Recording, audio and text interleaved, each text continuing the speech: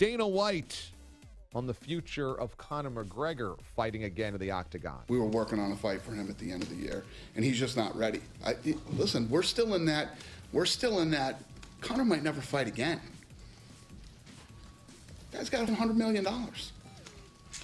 You know, I got guys that made less than that and were lawyers and went to school their whole life and quit working, right? When you go to school your whole life to be a lawyer and you're a good lawyer, you make a few bucks and you're done.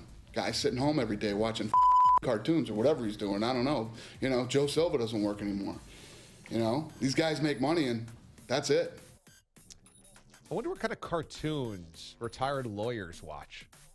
Is it like Adult Swim cartoons or like Cartoon Network cartoons?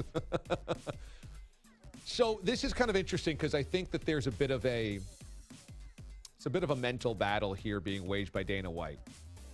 UFC needs Conor McGregor. UFC desperately needs Conor McGregor. He is the singular force to market within the UFC. It would be like LeBron James 5 years ago walking away from the NBA, but if there was no other superstars in the NBA. I realize there's other stars, but nobody with crossover appeal like Conor McGregor. He is the biggest. So I think Dana White is going to try to appeal to the competitive side of Conor McGregor. McGregor comes from a hard-scrabble, blue-collar, working-class life growing up. I don't think he wants to be seen as the guy that got money and then right away walked away. You know, what? Once you got paid, you couldn't do it anymore, Conor? That wouldn't necessarily appeal to his incredibly loyal constituency and fan base. So I think that there's a challenge here by Dana White. Hey, did you get soft? But there's another reality, and you didn't hear it in that soundbite. Dana White went on to say, you know, it's hard getting punched in the face for a living. Guys don't want to do that once they get paid. And I totally understand that. My question is, how about football players? You know, the idea here is that Conor McGregor has already made so much money, you can just retire and walk away. And that's true. I mean, $100 million. I mean, if I gave you $10 million in the bank, wouldn't you just retire right now? If I gave you $5 million in the bank, you'd probably retire. If I gave you $1 million in the bank, you might carry the one and at least walk away for a couple of years. So if you had $100 million in the bank, you'd go, yeah, I'm good.